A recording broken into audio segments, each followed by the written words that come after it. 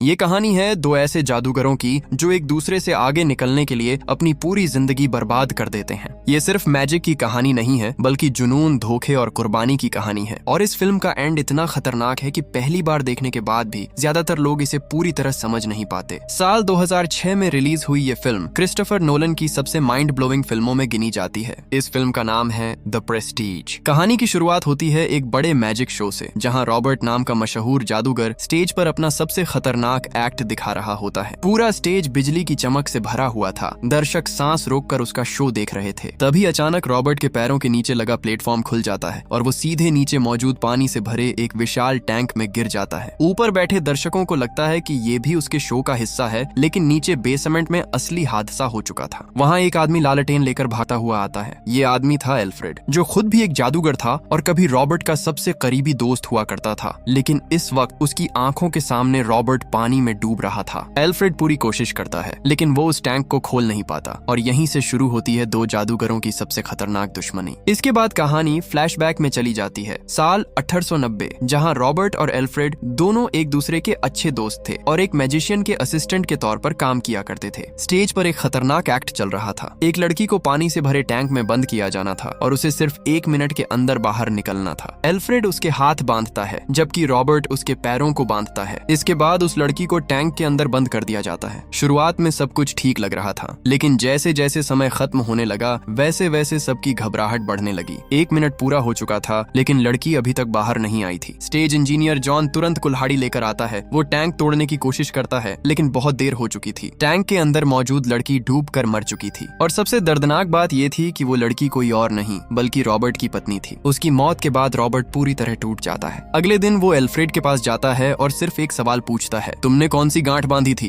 क्योंकि उस एक्ट में इस्तेमाल होने वाली गांठ ही सबसे अहम चीज थी। अगर गांठ गलत हो जाए तो इंसान समय पर खुद को आजाद नहीं कर सकता। लेकिन एल्फ्रेड सिर्फ इतना कहता है, मुझे याद नहीं। और यही वो पल था जहां से इन दोनों दोस्तों की जिंदगी हमेशा के लिए बदल गई। अब दोस्ती खत्म हो चुकी थी और उसकी जगह ले ली थी नफरत ने। कुछ समय बाद एल्फ्रेड अपनी नई मैजिक ट्रिक्स तैयार करने लगता है। वो अपनी पत्नी सारा को एक खतरनाक एक्ट दिखाता है जिसमें वो बंदूक से निकली गोली को अपने हाथ से पकड़ने वाला था। सारा उससे कहती है कि ये बहुत खतरनाक है, लेकिन एल्फ्रेड अब किसी भी कीमत पर बड़ा जादूगर बनना चाहता था। शो शुरू होता है। दर्शकों में से एक आदमी को बुलाया जाता है और जैसे ही वो बंदूक एल्फ्रेड की तरफ तानता है, एल्फ्रेड अचानक समझ जाता है कि ये आदमी कोई और नहीं बल्कि रॉबर्ट है। दरअसल रॉबर्ट ने अपना भेष बदल रखा था और अगले ही पल गोली सच में चल जाती है। लेकिन ये नकली गोली नहीं थी, ये असली गोली थी। गोली सीधा एल्फ्रेड की उंगलियों में लगती है और उसकी 2 उंगलियां उड़ जाती हैं, क्योंकि रॉबर्ट भी इस ट्रिक को जानता था और उसने जानबूझकर बंदूक में असली गोली डाली थी। अब इन दोनों की दुश्मनी पहले से भी ज्यादा खतरनाक बन चुकी थी। दूसरी तरफ जॉन, जो उनका स्टेज इंजीनियर था, नई नई मैजिक मशीनें और ट्रिक्स बनाया करता था। लेकिन रॉबर्ट की पत्नी की मौत के बाद उनका पूरा ग्रुप बिखर चुका था। इसलिए जॉन रॉबर्ट के पास जाता है और उससे कहता है कि अगर वो दोनों साथ मिलकर काम करें तो वो फिर से बड़े शो कर सकते हैं। रॉबर्ट इस बात के लिए मान जाता है और इसके बाद दोनों मिलकर नए नए मैजिक एक्ट तैयार करने लगते हैं। एक शो के दौरान रॉबर्ट स्टेज पर दर्शकों में से 2 लोगों को बुलाता है, एक आदमी और एक औरत। रॉबर्ट औरत से कहता है कि वो अपने हाथों के बीच कबूतर को पकड़ ले, जबकि उस आदमी से वो पिंजरे के ऊपर हाथ रखने को कहता है। लेकिन जैसे ही वो आदमी हाथ आगे बढ़ाता है, रॉबर्ट उसकी उंगलियों को देखकर चौंक जाता है। उस आदमी की 2 उंगलियां नहीं थीं। रॉबर्ट तुरंत समझ जाता है कि ये आदमी एल्फ्रेड है। तभी एल्फ्रेड अचानक पिंजरे की रस्सी खींच देता है, जिससे पिंजरा जोर से बंद हो जाता है। कबूतर वहीं मर जाता है और उस औरत की उंगलियां भी बुरी तरह जख्मी हो जाती हैं। पूरा शो खराब हो चुका था। थिएटर का मालिक गुस्से में आकर रॉबर्ट के सारे शो कैंसिल कर देता है। वक्त बीतने के साथ साथ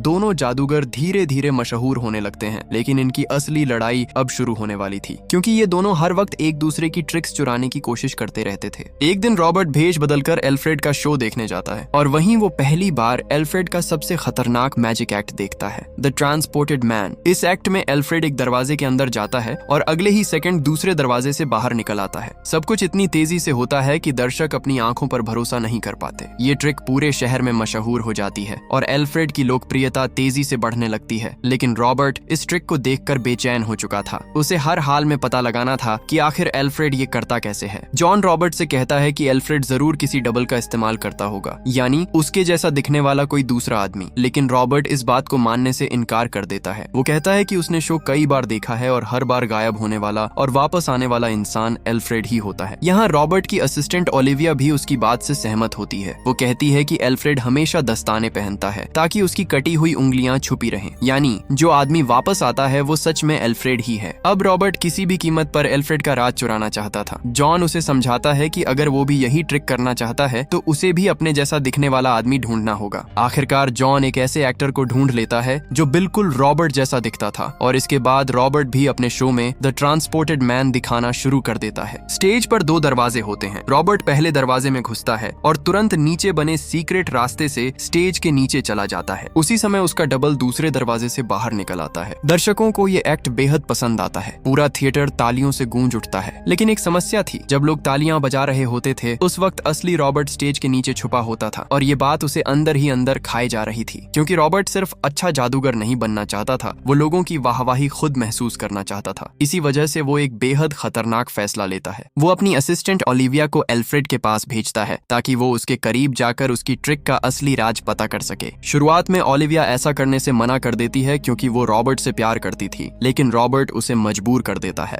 इसके बाद ओलिविया एल्फ्रेड के पास जाती है और उससे कहती है कि उसने रॉबर्ट का साथ छोड़ दिया है। हालांकि एल्फ्रेड को शुरुआत में उस पर शक होता है, लेकिन धीरे धीरे वो उस पर भरोसा करने लगता है और यहीं से इन तीनों की जिंदगी और ज्यादा उलझने वाली थी। धीरे धीरे ओलिविया और एल्फ्रेड एक दूसरे के करीब आने लगते हैं। अब ओलिविया सिर्फ रॉबर्ट के लिए जासूसी नहीं कर रही थी, बल्कि सच में एल्फ्रेड को पसंद करने लगी थी। लेकिन दूसरी तरफ एल्फ्रेड अभी भी पूरी तरह सावधान था। उसे एहसास था कि रॉबर्ट इतनी आसानी से हार मानने वाला नहीं है। कुछ दिनों बाद एल्फ्रेड ओलिविया की मदद से रॉबर्ट के डबल तक पहुंच जाता है और फिर वो मौका देखकर रॉबर्ट के शो को बर्बाद करने का प्लान बनाता है। एक रात जब रॉबर्ट अपना ट्रांसपोर्टेड मैन एक्ट कर रहा होता है, वो पहले दरवाजे से गायब होकर नीचे छलांग लगाता है। लेकिन इस बार नीचे कुछ अजीब था। जहाँ हमेशा कुशन और मैट्रेस रखे जाते थे वहाँ कुछ भी नहीं था। रॉबर्ट सीधे जमीन पर गिरता है और उसका पैर बुरी तरह टूट जाता है। दर्द से चीखते हुए जब वो सामने देखता है तो वहाँ एल्फ्रेड खड़ा मुस्कुरा रहा था और उसी वक्त एल्फ्रेड उसका डबल बनकर स्टेज पर पहुंच जाता है। ऊपर बैठे दर्शकों को कुछ समझ ही नहीं आता। उन्हें लगता है कि शो हमेशा की तरह चल रहा है, लेकिन नीचे दोनों जादूगर एक दूसरे की जिंदगी तबाह करने पर उतर चुके थे। इस हादसे के बाद रॉबर्ट बुरी तरह टूट जाता है। उसका करियर खत्म होने की कगार पर था। उसका पैर खराब हो चुका था और ओलिविया भी अब उससे दूर जा चुकी थी। तभी ओलिविया उसके पास आती है और उसे एल्फ्रेड की डायरी दे देती है। इस डायरी में एल्फ्रेड ने अपने सारे मैजिक एक्ट्स और सीक्रेट्स लिख रखे थे, लेकिन एक समस्या थी। डायरी एक कोड में लिखी गई थी। बिना पासवर्ड के उसे पढ़ना नामुमकिन था। अब रॉबर्ट किसी भी कीमत पर उस कोड को जानना चाहता था, इसलिए वो एल्फ्रेड के सबसे भरोसेमंद साथी फैलन को किडनैप कर लेता है। फैलन वही आदमी था जो हर शो में हर वक्त एल्फ्रेड के साथ दिखाई देता था। जब एल्फ्रेड अपने साथी को बचाने आता है तो रॉबर्ट उससे साफ कहता है, मुझे तुम्हारी ट्रिक का राज चाहिए। एल्फ्रेड समझ जाता है कि अब उसके पास कोई और रास्ता नहीं है, इसलिए वो एक कागज पर डायरी का पासवर्ड लिखकर रॉबर्ट को दे देता है। बदले में रॉबर्ट उसे बताता है कि फैलन को उसने जमीन के नीचे एक बॉक्स में जिंदा दफन किया है। अब एल्फ्रेड पागलों की तरह मिट्टी खोदना शुरू कर देता है। काफी देर बाद वो आखिरकार फैलन को जिंदा बाहर निकाल लेता है। दूसरी तरफ रॉबर्ट डायरी खोलता है और उसमें लिखा पहला शब्द देखकर हैरान रह जाता है,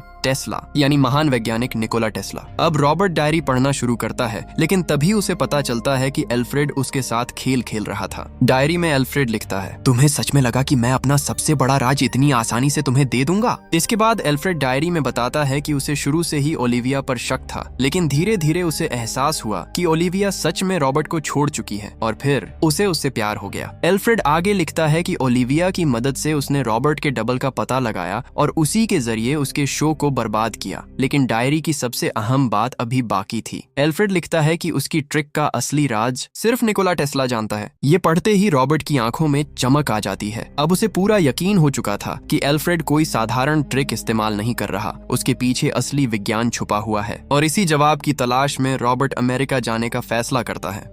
कुछ समय बाद रॉबर्ट अमेरिका पहुंच जाता है, जहां वो महान वैज्ञानिक निकोला टेस्ला से मिलने जाता है। टेस्ला उस समय ऐसी मशीनों पर काम कर रहा था जिन्हें देखकर आम इंसान उन्हें जादू समझ बैठे। रॉबर्ट उससे कहता है कि उसे एक ऐसी मशीन चाहिए जो इंसान को एक जगह से दूसरी जगह पहुंचा सके, यानी बिल्कुल एल्फ्रेड के ट्रांसपोर्टेड मैन एक्ट की तरह। टेस्ला को अपने एक्सपेरिमेंट्स के लिए पैसों की जरूरत थी, इसलिए वो रॉबर्ट का प्रस्ताव मान लेता है, लेकिन मशीन बनाना आसान नहीं था। कई महीने गुजर जाते हैं और रॉबर्ट बार बार टेस्ला से अपनी मशीन के बारे बारे में पूछता रहता है। आखिरकार एक दिन वो गुस्से में टेस्ला की लैब पहुंचता है। उसे लगता है कि टेस्ला ने उसके पैसे लेकर उसे धोखा दे दिया, लेकिन टेस्ला उसे एक अजीब एक्सपेरिमेंट दिखाता है। वो मशीन के नीचे एक बिल्ली रखता है और मशीन चालू कर देता है। तेज बिजली चमकती है, मशीन जोर से कंपन करने लगती है, लेकिन बिल्ली गायब नहीं होती। पहली नजर में ऐसा लगता है कि एक्सपेरिमेंट फेल हो गया। रॉबर्ट निराश होकर वहां से बाहर जाने लगता है, लेकिन जैसे ही वो बाहर पहुंचता है उसके कदम अचानक रुक जाते हैं, क्योंकि बाहर उसे एक जैसी दो बिल्लियां दिखाई देती हैं। और सिर्फ बिल्ली ही नहीं, वहां उसकी दर्जनों टोपियां भी पड़ी थीं, ठीक वैसी ही जैसी उसने टेस्ला की लैब में छोड़ी थीं। तभी रॉबर्ट को सच्चाई समझ आती है। मशीन चीजों को गायब नहीं करती थी, बल्कि उनका बिल्कुल वैसा ही दूसरा क्लोन बना देती थी। यानी मशीन के नीचे जो भी चीज रखी जाएगी उसकी हूबहू कॉपी कुछ दूरी पर प्रकट हो जाएगी, चाहे वो निर्जीव चीज हो या कोई इंसान। ये देखकर रॉबर्ट पूरी तरह हैरान रह जाता है। अब उसे लगने लगा था कि यही मशीन उसे दुनिया का सबसे महान जादूगर बना सकती है। टेस्ला उसे चेतावनी देता है। वो कहता है कि इस मशीन का इस्तेमाल कभी मत करना, क्योंकि ये मशीन इंसान को सिर्फ दर्द देगी। लेकिन रॉबर्ट अब जुनून में अंधा हो चुका था। उसे सिर्फ जीत चाहिए थी। कुछ समय बाद टेस्ला शहर छोड़कर चला जाता है, लेकिन जाने से पहले वो मशीन रॉबर्ट को सौंप देता है। और इसके बाद 2 सालों के बाद रॉबर्ट एक बार फिर अपने शहर लौटता है। अब वो अपने पुराने इंजीनियर जॉन के साथ मिलकर नया शो शुरू करता है। इस बार उसका मैजिक एक्ट पहले से कहीं ज्यादा खतरनाक था।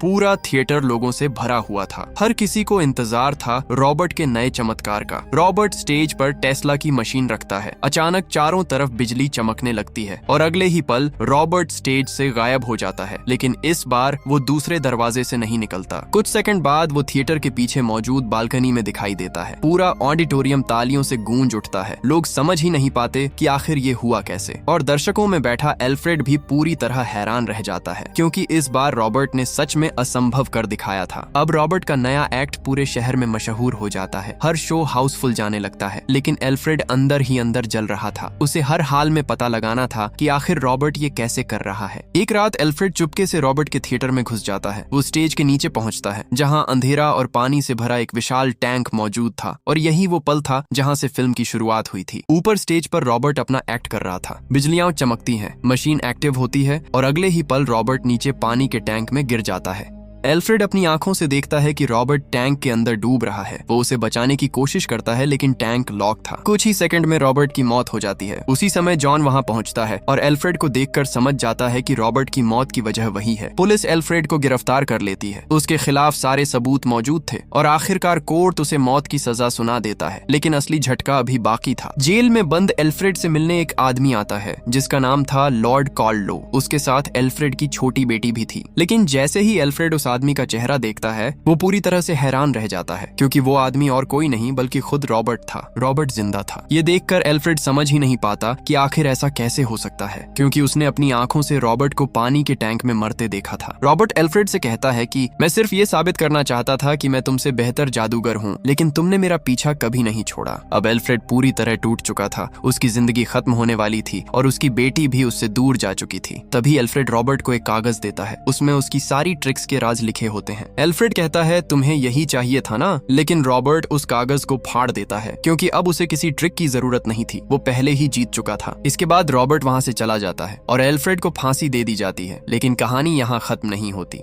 उसी रात रॉबर्ट अपने थिएटर पहुंचता है, जहां उसने टेस्ला की मशीन छुपा कर रखी थी। वहां उसका इंजीनियर जॉन भी मौजूद होता है। जॉन अब इस मशीन को हमेशा के लिए नष्ट करना चाहता था, क्योंकि वो समझ चुका था कि ये मशीन इंसानों के लिए नहीं बनी। लेकिन तभी थिएटर के अंदर एक नकाबपोश आदमी आता है और अचानक रॉबर्ट को गोली मार देता है। रॉबर्ट जमीन पर गिर जाता है और जब वो आदमी अपना नकाब हटाता है तो रॉबर्ट की आंखें फटी रह जाती हैं, क्योंकि वो आदमी एल्फ्रेड था। तभी पूरी फिल्म का सबसे बड़ा राज सामने आता है। एल्फ्रेड अकेला इंसान नहीं था, उसका एक जुड़वा भाई था जो हमेशा फैलन बनकर उसके साथ रहता था। यानी दोनों भाई पूरी जिंदगी एक ही इंसान बनकर जी रहे थे। कभी एक भाई एल्फ्रेड बनता तो दूसरा फैलन, और फिर अगले दिन दोनों अपनी जगह बदल लेते। इसी वजह से कभी एल्फ्रेड अपनी पत्नी से बहुत प्यार करता था और कभी बिल्कुल बदल जाता था, क्योंकि दोनों भाइयों की फीलिंग्स अलग थीं। यहाँ तक कि जब एक भाई की उंगलियां कटी थीं तो दूसरे भाई ने भी अपनी उंगलियां कटवा लीं, सिर्फ अपने राज्य को छुपाने के लिए। एल्फ्रेड कहता है कि सच्चा मैजिक सिर्फ ट्रिक नहीं होता, उसके लिए जिंदगी कुर्बान करनी पड़ती है। अब रॉबर्ट भी भी अपना सबसे बड़ा राज बता देता है। वो कहता है कि जब उसने पहली बार टेस्ला की मशीन इस्तेमाल की तो उसे खुद नहीं पता था कि असली कौन है। मशीन हर बार उसका क्लोन बनाती थी और हर शो में उन दोनों में से एक को मरना पड़ता था। यानी हर रात एक रॉबर्ट पानी में डूबकर मर जाता था और दूसरा रॉबर्ट दर्शकों के सामने तालियां बटोरता था। ये सुनकर एल्फ्रेड भी हैरान रह जाता है। रॉबर्ट ने दुनिया का सबसे बड़ा मैजिक करने के लिए अपनी ही जिंदगी दांव पर लगा दी थी। तभी थिएटर में आग लग जाती है, चारों तरफ आग फैलने लगती है और रॉबर्ट वहीं मर जाता है। एल्फ्रेड अपनी बेटी को लेकर वहां से निकल जाता है और आखिर में हमें थिएटर के अंदर रखे हुए दर्जनों पानी के टैंक दिखाए जाते हैं जिनके अंदर रॉबर्ट की लाशें होती हैं। ये वो सारे क्लोन्स थे जो हर शो के बाद मर चुके थे। फिल्म के आखिरी सीन में जॉन कहता है, हर जादू के 3 हिस्से होते हैं। पहला द प्लेज, जहां जादूगर तुम्हें कुछ साधारण चीज दिखाता है। दूसरा द टर्न, जहां वो उस चीज को गायब कर देता है। लेकिन असली जादू तीसरे हिस्से में होता है